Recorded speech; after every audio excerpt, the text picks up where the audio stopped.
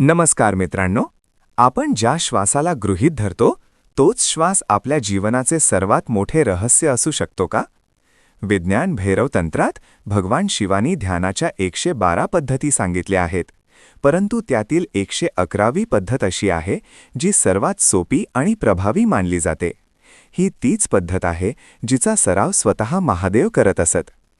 आजच्या या भागात आपण उलगडणार आहोत सोहम विद्येचे ते 3500 वर्षे जुने गुपित, जे तुमच्या चेतनेला थेट भैरवी स्थितीपर्यंत नेऊ शकते. श्वास आणि प्रश्वास यांच्यातील त्या सूक्ष्म विरामात काय दडले आहे? उच्च स्तरावरील श्वास तुम्हाला देवतुल्य कसे बनवू शकतो? आणि आपल्या विचारांना वास्तवात उतरवण्याचे मॅनिफेस्टेशनचे तंत्र काय आहे? या सर्व प्रश्नांची उत्तरे आणि 3 स्टेप ब्रीथिंगची ती गुप्त पद्धत जाणून घेण्यासाठी हा भाग शेवटपर्यंत नक्की ऐका. विज्ञान भैरव तंत्र म्हणजे ध्यानाच्या तब्बल 112 पद्धती. हो, 112. पण आज आपण त्यातील एका खास पद्धतीवर लक्ष केंद्रित करणार आहोत. 111 श्वासांची एक अशी पद्धत जी म्हणतात की सर्वात सोपी, प्रभावी आणि इच्छापूर्तीसाठी म्हणजे मॅनिफेस्टेशनसाठी सर्वोत्तम आहे. इतकी प्रभावी की असं म्हणतात की स्वतः भगवान शिव सुद्धा याचा अभ्यास करायचे. बरोबर. आणि आजच्या आपल्या चर्चेचा उद्देश आहे या प्राचीन श्वासतंत्रामागे दडलेलं रहस्य उलगडणे. आपण समजून घेणार आहोत की भैरवी स्थिती म्हणजे नेमकं काय, आणि श्वास घेण्याच्या आणि सोडण्याच्या मधल्या त्या छोट्याशा क्षणात कोणती दिव्य अनुभूती दडलेली आहे. आणि ही चर्चा केवळ तात्विक नसेल, बरोबर? अजिबात नाही. आपण हेही पाहणार आहोत की आपल्या श्वासाची पातळी आपल्या जीवनाचा दर्जा कसा ठरवते. म्हणजे निम्न पातळीचा श्वास आणि उच्च पातळीचा श्वास यात काय फरक आहे. अच्छा. आणि तो उच्च पातळीचा श्वास साधून दैवी गुण आणि इच्छापूर्तीची शक्ती कशी मिळवता येते हे आपण आपल्या स्रोतांच्या आधारे समजून घेऊ. चला तर मग अगदी मुळापासून सुरुवात करूया. आपल्या जुन्या ग्रंथांमध्ये श्वास आणि जीवन यांना इतकं एकरूप का मानलं जातं? म्हणजे श्वास तर जगण्यासाठी आवश्यक आहे, हे ठीक आहे, पण या पलीकडे त्याचं काय महत्त्व आहे? आपल्या जुन्या ग्रंथांमध्ये ना एक भारी गोष्ट सांगितलीये बरं का. ते म्हणतात की आपलं आयुष्य आणि आपला श्वास या 2 वेगळ्या गोष्टी नाहीच आहेत. त्या एकच आहेत. त्या एकच आहेत. श्वास जन्मासोबत येतो आणि मृत्यूनंतर निघून जातो. या 2 बिंदूंमधलं जे काही आहे ते जीवन आहे. मग ते मानव असो, पशु असो किंवा देवता असो, त्यांच्यातील चेतनेचा आधार हा श्वासच आहे. म्हणजे जसा श्वास असेल तशी चेतना आणि तसं जीवन असेल असं म्हणायचंय का? अगदी तसंच. स्रोतांमध्ये श्वासाच्या पातळीचा उल्लेख आहे. श्वास जितका भारी, उथळ आणि जलद असेल तितकं जीवन कठीण आणि निम्न दर्जाचं होतं. त्याला पशुवत जीवन म्हटलंय की नाही? प्राण्यांचा श्वास नेहमीच जलद असतो, बरोबर. या उलट श्वास जितका हलका, खोल आणि उच्च स्तराचा असेल तितकं जीवन अधिक शांत, आनंदी आणि उच्च दर्जाचं होतं. माणसामध्ये देवत्व जागृत होण्याची शक्यता इथेच निर्माण होते. 1 मिनिट थांबा. इथेच मॅनिफेस्टेशनची संकल्पना येते, बरोबर? हो. म्हणजे आपल्या इच्छा पूर्ण होण्याची शक्ती. पण श्वास योग्य घेतल्याने चेतना वाढते, हे ठीक आहे, पण त्यामुळे मनात आलेली इच्छा प्रत्यक्षात कशी उतरते यामागे नक्की काय तर्क आहे? हे काही जादूसारखं वाटतं? खूप चांगला प्रश्न आहे. आणि नाही, ही जादू नाही, हे शुद्ध विज्ञान आहे. अच्छा. म्हणजे बघा, जेव्हा आपला श्वास उथळ आणि वेगवान असतो तेव्हा आपलं मन सतत विचारांच्या गर्दीत अडकलेलं असतं, अस्थिर असतं. अशा अस्थिर मनाने घेतलेले निर्णय किंवा केलेल्या इच्छांमध्ये ताकद नसते. पण जेव्हा आपण खोल आणि लयबद्ध श्वास घेतो तेव्हा मन शांत आणि केंद्रित होतं. तुमची ऊर्जा विखरुण्याऐवजी एका ठिकाणी गोळा होते, केंद्रित होते. हो. अशा केंद्रित आणि शक्तिशाली मनाने केलेला संकल्प वास्तवात उतरण्याची शक्यता अनेक पटींनी वाढते. यालाच मॅनिफेस्टेशन म्हणतात. म्हणजे थोडक्यात विखुरलेली ऊर्जा विरुद्ध केंद्रित ऊर्जा. छान. मग ही उच्च चेतना मिळवण्याची ती विशिष्ट पद्धत कोणती आहे जिचा उल्लेख आपण सुरुवातीला केला? ती 111 श्वासांची पद्धत. विज्ञान भैरव तंत्रात स्वतः भगवान शिव एका श्लोकाचा उल्लेख करतात. कोणता? स्वसयोग्य गतिविरोध सुअंतर भैरवी स्थिती. वा. याचा अर्थ खूप खोल आहे. श्वास म्हणजे श्वास आत घेणे आणि प्रश्वास म्हणजे श्वास बाहेर सोडणे. ठीक आहे. या 2 क्रियांच्या मध्ये जो एक नैसर्गिक विराम असतो, जो क्षणभर थांबण्याचा काळ असतो, त्या अवस्थेत भैरवी स्थिती अनुभवता येते. ही एक अत्यंत गहन आणि दिव्य स्थिती आहे जिथे मन पूर्णपणे शांत आणि शून्य होतं. वा. म्हणजे खरी गंमत श्वास आत बाहेर करण्यात नाही, तर त्या मधल्या शांततेत आहे, त्या पॉजमध्ये. नेमका तोच मुद्दा आहे. आणि ह्याच स्थितीला सहज साधण्यासाठी 111 श्वासांची एक विशेष पद्धत आहे, जिला सोहम विद्या असं म्हणतात. सोहम विद्या. हो, ही विद्या अतिशय प्राचीन आहे, साधारणपणे 3500 ते 4000 वर्ष जुनी. तिचा उल्लेख आपल्या वेद आणि उपनिषदांमध्येही आढळतो. अद्वैत वेदांताची जी अहम ब्रह्मास्मी ही संकल्पना आहे, मीच ब्रह्मा आहे, अगदी त्या अंतिम सत्याचा अनुभव घेण्याचा हा एक मार्ग आहे. सोहम या शब्दाचा नेमका अर्थ काय आहे आणि याचा सराव कसा करायचा? सो म्हणजे तो, म्हणजे ब्रह्म किंवा वैश्विक चेतना, आणि हम म्हणजे मी. जेव्हा आपण श्वास आत घेतो तेव्हा वैश्विक चेतना आपल्यात प्रवेश करते, सो. आणि श्वास बाहेर सोडताना? तेव्हा आपण स्वतःला त्या चेतनेत विलीन करतो, हम. याचा सराव खूप सोपा आहे. शांतपणे बसायचं, डोळे मिटायचे आणि आपलं संपूर्ण लक्ष आपल्या श्वासावर केंद्रित करायचं. प्रत्येक श्वास आत घेताना मनातल्या मनात सो या ध्वनीची अनुभूती घ्यायची आणि प्रत्येक श्वास बाहेर सोडताना हां या ध्वनीची. हा काही यांत्रिक जप नाहीये, नाही, तर श्वासाच्या नैसर्गिक लयीसोबत त्या ध्वनीला अनुभवायचा आहे. पण खरंच इतकं सोपं आहे का? आजच्या धावपळीच्या जीवनात फक्त श्वासावर लक्ष केंद्रित करून इतका मोठा बदल शक्य आहे, यावर विश्वास बसणं थोडं कठीण आहे. लोकांना याचे परिणाम दिसायला साधारणपणे किती वेळ लागतो? तुमचा मुद्दा बरोबर आहे. हे सोपं आहे, पण सहज नाही. सुरुवातीला मन भटकतं. हो, ते तर होतच. पण सातत्य महत्वाचं आहे. स्रोतांमध्ये म्हटल्याप्रमाणे दिवसातून केवळ 111 वेळा याच्या प्रामाणिकपणे सराव केल्यास काही आठवड्यातच मनाच्या अवस्थेत फरक जाणवायला लागतो. विचारांची गर्दी कमी होते, शांतता वाढते. आणि मग त्यातूनच ध्येय साध्य करण्याची शक्ती मिळते. अगदी. आणि या वाढलेल्या चेतनेमुळे कोणतंही ध्येय किंवा इच्छा सहज साध्य करता येते. असं म्हणतात की हा प्राचीन महामंत्र स्वतः भगवान शंकरांचा गुरुमंत्र होता.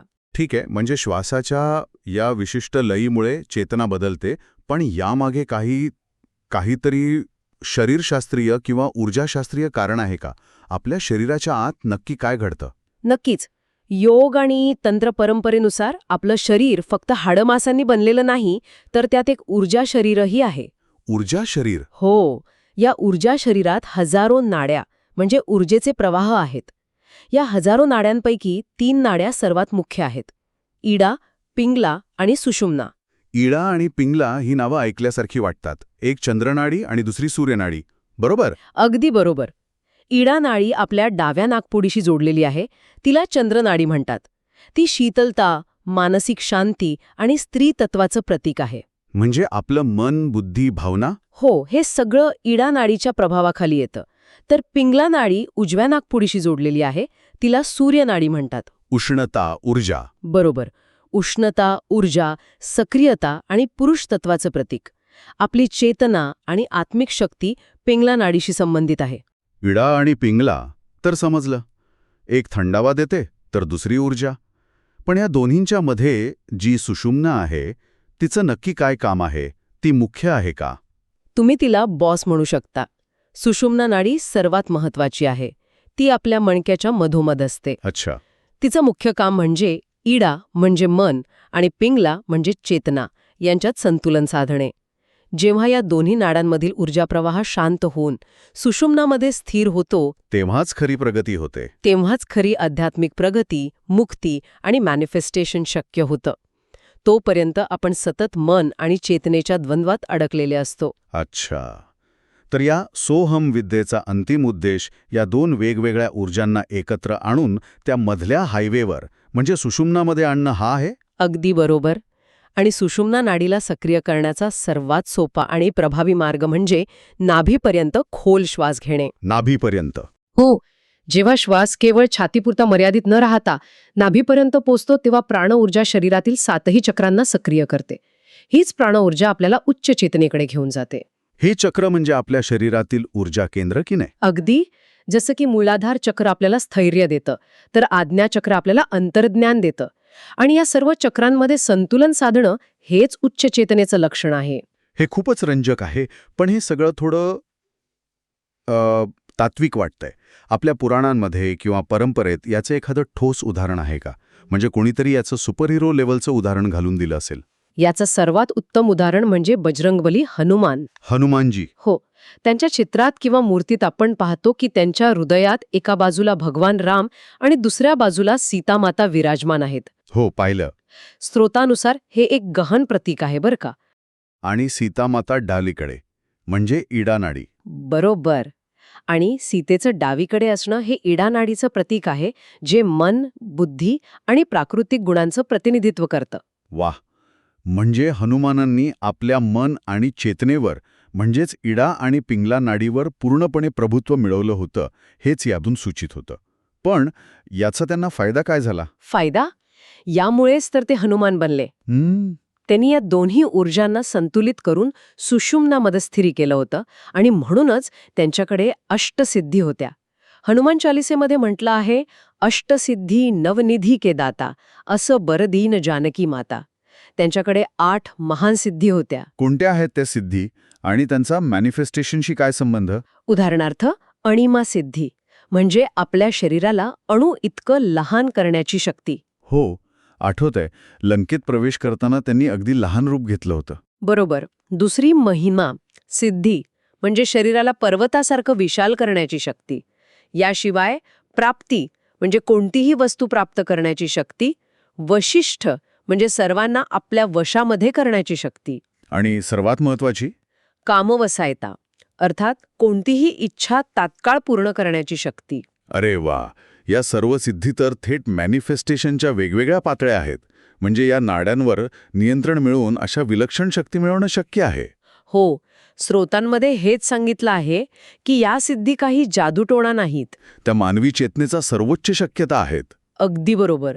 ज्या इडा आणि पिंगला नाडीला सुषुम्नामध्ये स्थिर केल्याने जागृत होतात. ठीक आहे, आता मी पूर्णपणे तयार आहे हे सर्व प्रत्यक्षात आणण्यासाठी. नाभीपर्यंत खोल श्वास घेण्यासाठी आणि सुषुम्ना नाडी सक्रिय करण्यासाठी ती 3 पायऱ्यांची प्रक्रिया नेमकी काय आहे, जी आपण सर्वजण आजपासून सुरू करू शकतो? स्रोतांमध्ये याची एक अतिशय सोपी आणि टप्प्याटप्प्याने करण्याची पद्धत सांगितली आहे. या 3 पायऱ्या आहेत. सांगा, पहिली पायरी कोणती? पहिली पायरी आहे पोटाने श्वास घेणे, ज्याला डायफ्रॅमॅटिक ब्रीदिंग म्हणतात. अच्छा. आपण जन्माला येतो तेव्हा असेच श्वास घेतो, पण मोठा होता होता चुकीच्या पद्धतीने छातीने श्वास घ्यायला लागतो. हो, तर ते कसं करायचं? यासाठी पाठीवर झोपायचं, नाभीवर एक जड पुस्तक किंवा मोबाईल ठेवा. आता आपली छाती शक्यतोवर स्थिर ठेवून फक्त पोट वर खाली करून श्वास घ्यायचा आहे. श्वास आत घेताना पोट फुगलं पाहिजे आणि पुस्तक वर आलं पाहिजे. आणि श्वास सोडताना पोटात. हो, आणि पुस्तक खाली गेलं पाहिजे. मी हे करून पाहिलं आहे. सुरुवातीला पोटावर पुस्तक ठेवून श्वास घेताना खूप विचित्र वाटतं, पण सवयीने जमतं. हे किती वेळ करायचं आणि यात सामान्यतः काय चुका होतात? सुरुवातीला रोज 10 मिनिटं सराव करायचा, हळूहळू वेळ वाढवत अर्ध्या तासापर्यंत न्यायचा. सर्वात मोठी चूक होते ती म्हणजे लोक जोर लावून पोटात बाहेर करतात. तसं नाही करायचं. नाही, श्वास अगदी सहज आणि नैसर्गिक हवा. एकदा या तंत्रात निपुणता आली की बसून, उभे राहून आणि चालतानाही पोटाने श्वास घेण्याचा सराव करायचा. याला आपल्या श्वासाची नैसर्गिक पद्धत बनवायचं. उत्तम. ही झाली पहिली पायरी. दुसरी पायरी काय आहे? दुसरी पायरी आहे पोटाच्या श्वासासोबत छातीचा श्वास जोडणे. म्हणजे दोन्ही एकत्र? हो, यासाठी ताठ बसायचं, पाठीला कोणताही आधार न घेता.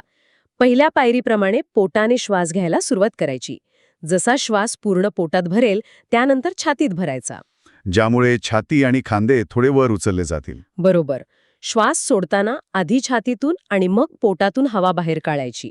याला संपूर्ण योगिक श्वास म्हणतात. यामागचा उद्देश काय आहे? याचा उद्देश आपल्या फुफ्फुसांची पूर्ण क्षमता वापरणे हा आहे. आपण सहसा फक्त 20-30% क्षमता वापरतो. या सरावाने आपण 100% क्षमता वापरायला शिकतो, ज्यामुळे शरीरात प्राणवायू आणि प्राणोर्जा दोन्ही वाढतात. आणि हा सराव इतका करायचा की तो अगदी नैसर्गिक आणि सहज झाला पाहिजे. अगदी. आणि आता तिसरी आणि सर्वात महत्वाची पायरी. तिसरी पायरी आहे लय स्थापित करणे, म्हणजे रिधम. हा या संपूर्ण श्वासविधीचा आत्मा आहे. लय? हो, यामध्ये पहिल्या 2 पायऱ्या एकत्र करून श्वासामध्ये एक नैसर्गिक, शांत लय निर्माण करायची आहे. श्वास आत घेणे, काही क्षण थांबणे, बाहेर सोडणे आणि पुन्हा काही क्षण बाहेरच थांबणे. या पूर्ण चक्रात एक सहजता आणि लयबद्धता आणायची आहे. इथेच ती भैरवी स्थिती हळूहळू अनुभवायला लागते. म्हणजे ही लयच इडा आणि पिंगला नाड्यांना शांत करून सुषुम्ना नाडीला जागृत करते, बरोबर? अगदी बरोबर. या लयीमुळे शारीरिक आणि मानसिक आरोग्य तर सुधारतंच, पण त्याहीपेक्षा महत्त्वाचं म्हणजे आपल्या शरीरातील प्राण ऊर्जेचा प्रवाह मजबूत आणि संतुलित होतो. जेव्हा श्वास लयबद्ध होतो तेव्हा मन आपोआप शांत होतं. बरोबर, आणि शांत, केंद्रित आणि ऊर्जावान मनातच मॅनिफेस्टेशनची शक्ती जागृत होते. हीच ती स्थिती आहे जिथे उच्च चेतना आणि इच्छापूर्तीची दारं उघडतात. तर आज आपण पाहिलं की श्वास घेणे ही केवळ जगण्यासाठीची एक शारीरिक क्रिया नाही, तर ते चेतना बदलण्याचं, स्वतःमध्ये दैवत्व जागवण्याचं आणि आपल्या इच्छांना साकार करण्याचे एक अत्यंत शक्तिशाली साधन आहे. बरोबर. भैरवी स्थितीपासून ते सोहम विद्येपर्यंत आणि इडापिंगला सुषुम्नाच्या विज्ञानापासून ते प्रत्यक्ष 3 पायऱ्यांच्या श्वासतंत्रापर्यंत आपण एक सखोल आढावा घेतला. आपण नेहमी आपल्या सर्वात शक्तिशाली साधनाला म्हणजेच आपल्या श्वासाकडे कळत नकळत दुर्लक्ष करतो. पण आजच्या चर्चेनंतर एक विचार प्रत्येकाने करायला हवा. आपण दिवसातून हजारो वेळा श्वास घेतो आणि सोडतो, पण आपण कधी त्या 2 श्वासांच्या मधल्या जागेकडे लक्ष दिलं आहे का? त्या शांत, शून्य विरामात.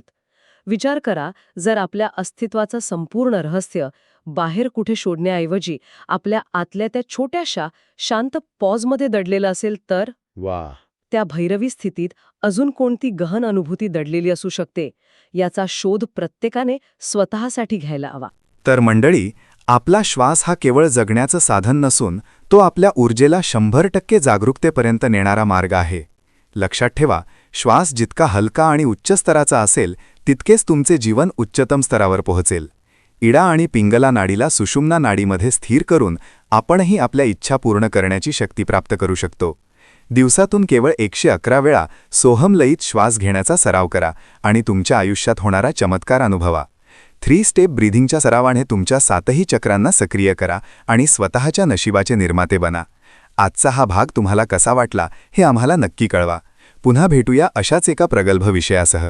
तोपर्यंत जागरूक रहा आणि शांत श्वास घ्या. धन्यवाद.